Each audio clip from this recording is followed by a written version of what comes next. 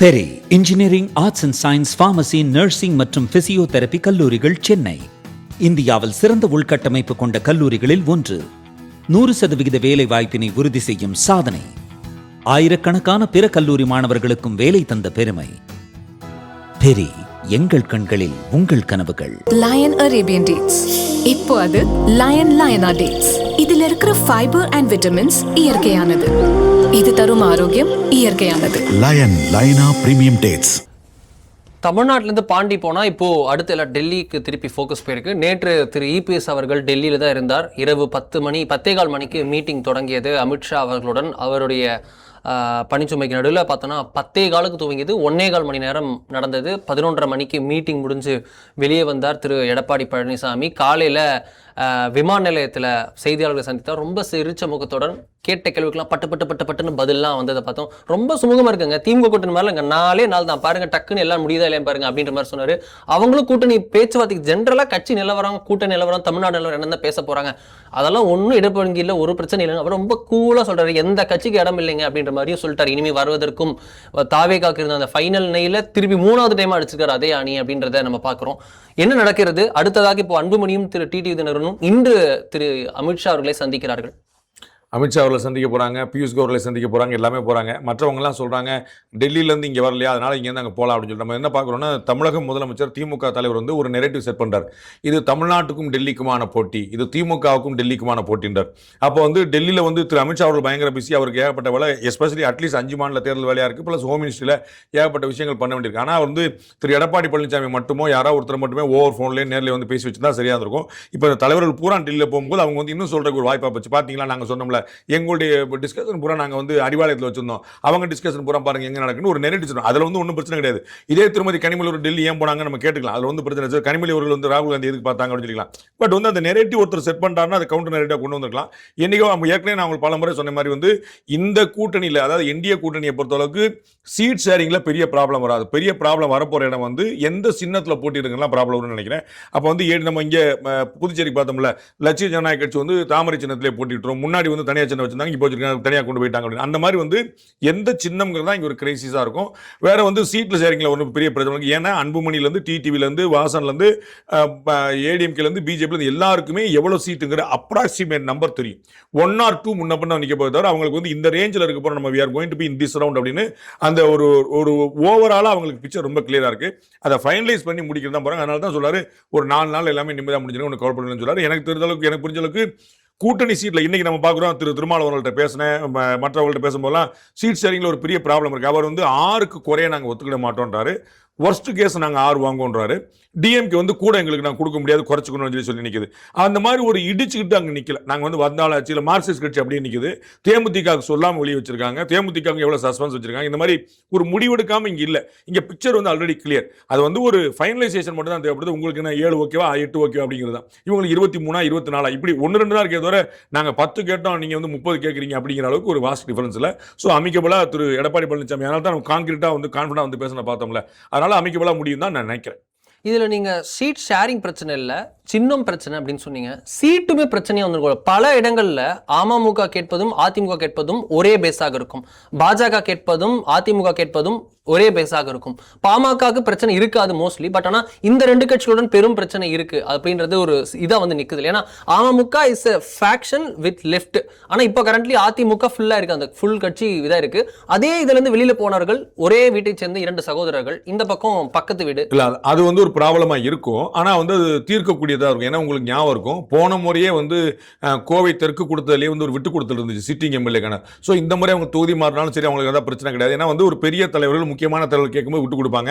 அதை மாதிரி வெற்றி வாய்ப்பு உத்தரவாதம் இல்லைன்னு சொல்லக்கூடிய சில சீட்டுகளும் மற்ற கட்சிகள் கிடைக்கும். அவங்களுக்கே தெரியும் இது வந்து ஜெயிக்க முடியாது அப்படிங்க. அந்த மாதிரி சீட்டு கிடைக்குன்னு எல்லாமே பகிர்ந்துகள் தான். 2021 ஏடிஎம்கே பிஜேபி ஒன்றா இருந்ததுனாலையும் 2024 அவருடைய லேட்டஸ்ட் ஸ்ட்ரென்த் என்ன அப்படிங்கிறது தெரிஞ்சதுனாலையும் அவர் வந்து ஈஸியாக விட்டு கொடுப்பாங்க. ஒரு டி நகர் வந்து 2 பேருமே கேட்பாங்க, ஒரு வேளச்சேரி 2 பேருமே கேட்பாங்க, ஆலந்தூர் 2 பேருமே கேட்பாங்க, மயிலாப்பூர் 2 பேருமே கேட்பாங்க, கோவை வடக்கு எங்களுக்கு வேணும் கேட்பாங்க. இந்த மாதிரி நிறைய தொகுதியில் வந்து 2 பேருமே கேட்கறதுக்கான வாய்ப்பு இருக்கு.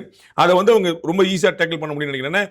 யாருக்குங்கிறத பொறுத்து அதை மாற்றிக்கிடுவாங்க. ஸோ இவங்களுக்கு அப்போ அந்த தொகுதி நீங்கள் வச்சுங்க, எங்களுக்கு அந்த இடத்துல கொடுக்கணும்னு சொல்லிட்டு அப்படி தான் நீங்கள் விட்டு கொடுத்து போனீங்கன்னா 2 பேருக்குமே பேஸ் வந்து கிட்டத்தட்ட ஐடென்டிக்கல்.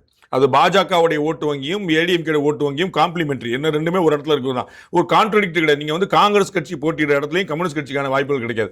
நீங்க இதுல பாத்தீங்கன்னா கன்னியாகுமரி மாவட்டத்தில் பாத்தீங்கன்னா ரெண்டுமே ஒருத்தருக்கு எதிரியா இருப்பாங்க. யாராவது ஒருத்தர் தான் வர முடியும், இன்னொருத்தர் காம்ப்ளிமெண்டா ட்ரான்ஸ்ஃபர் ஆகுமான்னு சொல்ல முடியாது.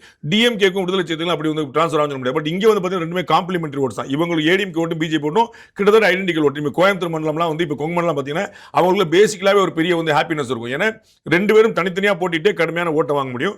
ரெண்டு பேரும் சேர்ந்தோம்னா காம்ப்ளிமெண்டரி அப்படின்னு சொல்லி அவங்க ஹாப்பியா இருக்கும். கொங்கு மண்டலம் ஃபுல்லாவே நீங்க வந்து சேலத்துல இருந்து ஈரோட்ல இருந்து திருப்பூர்ல இருந்து கோயம்புத்தூர் வரைக்கும் எல்லா இடங்களையும் கரூர் வரைக்கும் எல்லா பகுதியிலும் ரொம்ப ஹாப்பியா இருப்பாங்க. அதுக்கான காரணம் ஒருத்தருக்கு ஒருத்தர் அந்த ஓட்டு டிரான்ஸ்ஃபர். அப்போ ஓட்டு டிரான்ஸ்ஃபர்ல வந்து தேவை அப்படின்னா சீட்டு கொஞ்சம் விட்டு கொடுத்து போக தான் வேண்டியிருக்கும். அது யாருக்குங்கிற பொறுத்து நம்ம ஏற்கனவே பார்த்தோம். திரு சிபி ராதாகிருஷ்ணன் அவருடைய மகன் போட்டிடுவார் நினைக்கிறாங்க. அப்போ வந்து இந்த தொகுதியா அந்த தொகுதியா கேட்பாங்க. அவருடைய மகன் அப்படின்னா சரி அதுக்கு ஒரு பெரியாட்டி கொடுத்துருவாங்க. அங்க நான் போட்டிட்டேன், அங்க நீங்க போட்டிட்டீங்க, பரவாயில்லைங்க அவர் கொடுத்துருவாங்க. இப்படி தான் போவாங்க. ஸோ யார் போட்டிடுங்கிற ஒரு கணக்கு இருக்குல்ல. யாரும் தொண்டாமுத்தூர் தொகுதியை கேட்க போறது இல்லை, யாரும் எடப்பாடி தொகுதியை கேட்க போறது இல்லை. அந்த மாதிரி ஒரு பெரிய அண்டர்ஸ்டாண்டிங் இருக்கும். திரு டிடி போட்டிடுறாருன்னு பார்க்கணும். அவர் போட்டியிட மாட்டேன்னு சொல்லியிருக்காரு. அவர் போட்டிட்டாருன்னு வேற கொடுப்பாங்க. நான் ஏற்கனவே சொன்ன மாதிரி சாத்தூர்ல வந்து திரு நயனார் போட்டிடுறாரு. அப்ப சாத்தூர்ல வந்து அம்மா மக்கள் முன்னேற்றங்களும் ஸ்ட்ராங்கா இருக்கு, ஏடிஎம்கேயும் ஸ்ட்ராங்கா இருக்குது. அப்ப பிஜேபி கேட்க போகுது, அப்போ வந்து அது கொடுத்துருவாங்க. ஸோ வந்து அதுல ஒரு அமிக்கோலா தான் போகுது. யாருக்குங்கிற ஒரு கணக்கு இருக்குல்ல, அதனால ஒரு பெரிய ப்ராப்ளம். உங்களுக்கு நினைவு இருக்குன்னு நினைக்கிறேன், ஜெயலலிதா அவர்கள் பாஜகவோடு கூட்டணி வைத்த போது திருநாவுக்கரசருக்கு சீட்டு கொடுக்க கூடாதுன்னாங்க. அப்ப திருநாவுக்கரசர் பாஜக இருந்தார். உங்க கட்சியில இவருக்கு சீட்டு கொடுக்க கூடாதுன்னு அலையன்ஸே அப்படிலாம் இருந்துச்சு. அந்த ப்ராப்ளத்தெல்லாம் ஃபேஸ் பண்ணி வந்தாங்க. இதெல்லாம் ஒரு ப்ராப்ளமாவே இருக்கு. யார் கேட்கறான்னு நமக்குள்ள என்ன கேள்வின்றதை பொறுத்து இருக்குன்னு சொன்னீங்க. அப்போ டெல்லியில இருந்து இன்னொரு விஷயம் வந்து நிக்கிறது. நீங்க சொன்ன ஸ்டார்டிங்ல தான் இது திருப்பி வந்து திரு ஸ்டாலின் அவர்கள் தனது தொண்டர்களுக்கு எழுதக்கூடிய கடிதத்துல இதை மென்ஷன் பண்றாரு. திரு கே நேரு நேரடியாக விமர்சன அறிக்கையை விடுகிறார். இப்ப பாத்துக்கோங்க, எல்லா முடிவும் டெல்லியை நோக்கி போகுது. நாளைக்கு அவங்க ஆட்சிக்கு வந்தா டெல்லியில இருந்து தான் முடிவுகளும் இங்க வரும், ஆர்டர்ஸ் வந்து டிக்டேட் செய்யப்படும் அப்படின்னு திமுக தரப்புல இருந்து விமர்சனம் தேசிய ஜனநாயக கூட்டணியில இருந்து நம்ம பார்த்துருக்கோம். இதற்கு முன்னாடி திமுக அதே மாதிரி தான் இருந்துச்சு. திமுக வந்து பாஜகவுக்கு ஆதரவா, ஆர்எஸ்எஸ்க்கு ஆதரவா சொன்ன 1000 கருத்துக்கள் நம்ம வந்து பார்த்துருக்கோம். ஸோ கூட்டணி கட்சிக்கா ஒருத்தரும் வந்து விட்டு கொடுத்து போதான். நான் ஏற்கனவே சொன்னதான், கனிமொழி அக்கா எதுக்கா டெல்லி போனாங்கிற கேள்விக்கு பதில் தரனா முடிஞ்சு வச்சுக்கிறது, அவ்வளவுதானே. தமிழக முதலமைச்சர் எதுக்கு பீகாருக்கு போனாரு? நம்ம வந்து வட மாநிலத்தை பத்தி ஹிந்தி பத்தி நம்ம வேற வேற பார்வை வச்சிருக்கோம். பீகார்ல போய் நீங்க பிரச்சாரம் பண்ண வேண்டிய அவசியம் இருக்கு. அங்க இத்தனைக்கு ஒரு மாநில கட்சி தான் இருந்துச்சு. ஸோ காங்கிரஸ் கட்சிக்காக நீங்க பிரச்சாரம் பண்ணலையே, நீங்க வந்து மதச்சார்பு ஜனதாதளத்துக்காக பிரச்சாரம் பண்ணீங்க, எதுக்காக போனீங்க? அப்ப கூட்டணி கட்சிக்கும் போது ஒருத்தருக்கு ஒருத்தர் விட்டு கொடுத்து போறதுதான். நான் ஏற்கனவே சொன்ன போல இது நெரேட்டிவ் செட் பண்றதுக்கான ஒரு வாய்ப்பும் கொடுக்காம இருந்தா நல்லதே தவிர, இது அதனால அங்க அடிமைப்பட்டு போச்சு இங்க அடிமைப்பட்டு போச்சு கிடையாது. அப்ப கன்னியாகுமரியில் இருக்கக்கூடிய ஒருத்தர் வந்து அதே மனோ தங்கராஜ் வந்து ஏன் எல்லாத்தையும் சென்னையில இருந்து தீர்மானிக்கிறீங்க, கன்னியாகுமரியில எதுவும் தீர்மானிக்க முடியாதா? நாங்க வந்து திருவனந்தபுரம் சமஸ்தானமா இருந்தவங்க, எங்களுக்கு ஆள தெரியாதா? கன்னியாகுமரிக்கு எல்லாரும் சென்னையில இருந்து வாங்கன்னு சொல்லி சொன்னா எப்படி இருக்கும்? தைலாபுரத்தில் டாக்டர் ராமதாஸ் தீர்மானிக்கிறாரு. அவர் வந்து சென்னையிலேருந்து போனால் குருமூர்த்தி வரைக்கும் போய் தைலாபுரம் தான் போய் பார்க்க வேண்டியிருக்கு. அப்போ என்ன சென்னைக்கு வாங்கன்னு சொல்லி சொன்ன ஒருத்தருக்கும் அப்போ வந்து தைலாபுரத்தை அவர் தலைநகர் ஆக்க பார்க்குறாரா? கன்னியாகுமரி மனோத்தங்கராஜ் இப்படி சென்னைக்கு ஒத்து வராரு? கன்னியாகுமரிக்கு வாங்கன்னு சொல்லுவாரா முதலமைச்சரை? வடக்கு வாழ்கிறது தெற்கு தேய்கிறது கன்னியாகுமரி காரங்களும் கேட்கலாம். அதனால வந்து இதெல்லாம் வந்து ஒரு நெரேட்டிவ் செட் பண்றதுக்கான வாய்ப்பே தவிர அங்க ஆக்சுவல் பாலிடிக்ஸ் அங்க இல்ல. அவர்களுக்கு தேவைன்னா அவங்க பாத்துக்கிறாங்க, இவங்களுக்கு தேவைன்னா பாத்துக்கிறாங்க. அவங்க ரொம்ப தெளிவா இருக்காங்க. ஆல் இந்தியா அளவுல இந்தியா அலையன்ஸுக்கான பார்ட்னர் லீடர் வந்து பிஜேபி. தமிழ்நாட்டில் இந்த அலையன்ஸோட லீடிங் வந்து ஏடிஎம்கே. அது ரொம்ப தெளிவா இருக்காங்க. அதுல ஒன்று இதே தான் உங்களுக்கு ஏற்கனவே வேற ஒன்று சொல்றேன். இதே கூட்டணி வந்து காங்கிரஸ் திமுகவும் காங்கிரஸும் வச்சிருந்த போது ஐக்கிய முற்போக்கு கூட்டணின்னு வச்சிருந்தாங்க, ஜனநாயக முற்போக்கு கூட்டணி பேர் வச்சிருந்தாங்க. ஒரே கூட்டணி ஒரே இடத்துல ரெண்டு, என்னன்னா டெல்லியில ஜனநாயக முற்போக்கு கூட்டணி, இங்க ஐக்கிய முற்போக்கு கூட்டணி. இப்படி ஒரே அலையன்ஸுக்கு ஒரே இடத்துல எப்படி 2 பேர் இருக்க முடியும்? இன்னைக்கு ரெண்டுமே இந்தியா தானே வச்சிருக்காங்க. அப்ப வந்து இத மாதிரி ஒன்று அங்க ஒரு சௌகரியத்தை இங்க ஒரு பண்ணிட்டு தான் இருந்தாங்க. இப்ப அந்த மாதிரி இல்லாம யூனிஃபார்ம் இருக்காங்க. தமிழ்நாட்டுக்கு தலைமை இவர்கள், அகில இந்திய தலைமை அவங்க. அது வந்து பெரிய ஆல் இந்தியா லெவலில் பிஜேபி பெரிய பார்ட்டிங்கிற யார் டிஸ்பியூட் பண்ண போறா? தமிழ்நாட்டில் ஏடிஎம்கே பெரிய பார்ட்டிங்கிற யார் சேலஞ்ச் பண்ண போறா? அது கிடையாது. ஸோ அவர்களுக்கு தெரியும் இந்த நெரேட்டிவும் செட் பண்றதுக்கான வாய்ப்பு கொடுக்காம இருந்தால் இன்னும் புரிசாதமாக இருந்திருக்கும். பட் கொடுத்துருக்காங்களோ அப்படின்ற கேள்வி ஏன் வருதுன்னா, 5 வருஷம் முன்னாடி நடந்த இதே கூட்டணியுடைய பேச்சுவார்த்தை சென்னையில் திரு அமித்ஷா அவர்கள் வந்தூர் நட்சத்திர விடுதியில் இருக்க, அங்கே திரு இபிஎஸ் ஓபிஎஸ் வந்து பேச்சுவார்த்தை நடத்தி அங்கே தான் சீட்டு ஷேரிங்லேருந்து எல்லாமே நடந்தது. திரு பியூஷ் கோயல் நடந்த பேச்சுவார்த்தை நடந்த அந்த ஒப்பந்தம் தூக்கி காமிச்சதும் அங்கே தான் நடந்தது. திரு பாமக ராமதாஸ் அவர்களும் நடந்தது அங்கே தான் நடந்தது. அப்படி இருக்க இம்முறை பேச்சுவார்த்தையில் டெல்லி அப்படின்னு சொல்லப்போ அந்த 5 இயர் ஷிஃப்ட்ல ஒன்னு இவர்கள் இன்னும் அடிமையா இருக்காங்க அப்படின்னு ஒரு நரேட்டிவ் இவர்கள் செட் செய்கிறார்கள். இன்னொன்னு பாஜக அவ்வளவு வளர்ந்துருச்சா, அவ்வளவு கண்ட்ரோல் பண்ணுது அதிமுகவை அப்படின்ற, இல்ல அதிமுக இன்னும் பலவீனமாயிடுச்சு அப்படின்ற நரேட்டிவும் செட் செய்யப்படுகிறது. என்டிஏக்குள்ள திரு எடப்பாடி பழனிசாமி வந்துட்டாருங்கிறது டெல்லியில் அறிவிக்கப்பட்டதா சென்னையில் அறிவிக்கப்பட்டதா? அமித்ஷா அப்போ வந்து சென்னைக்கு வந்திருந்தாரா, எடப்பாடி பழனிசாமி டெல்லிக்கு போனாரா? அப்ப அமித்ஷா அவர்கள் சென்னைக்கு வந்து தானே சொன்னாரு, பிரஸ் மீட் கொடுத்து எல்லாரையும் வரிசையில் கொடுத்துட்டு இவர் தான் எங்களுடைய கூட்டணி தலைவர், இவர் தான் எங்களுடைய முதலமைச்சர் வேட்பாளர். அப்ப யாருக்கு யார் அடிமை? அப்ப அமித்ஷா இங்க வந்தாருனால அவர் அடிமைன்னு சொல்லிட்டு போறாங்களா? அப்ப இது வந்து இந்த ஒவ்வொரு நேரத்தில் இப்ப வந்து நாளைக்கு அமித்ஷா வந்து நாளைக்கு இதான் தமிழ்நாட்டுக்கு வரப்போறது இல்லையா? இன்னும் 15 வரப்போறாங்க. மோடி அவர்கள் 3 முறை வந்தார், இனிமே வரப்போறல, இன்னும் 10 தடவை வரப்போறாங்க. அப்ப நம்ம வந்து புரிஞ்சுக்க வேண்டியது அவர்கள் வருகிற வரைக்கும் அந்த நாள் அந்த நேரம் வச்சு பார்க்கணும். ஏன்னா அவங்களுக்கு 5 மாநிலத்தையும் பார்க்க வேண்டியிருக்கு.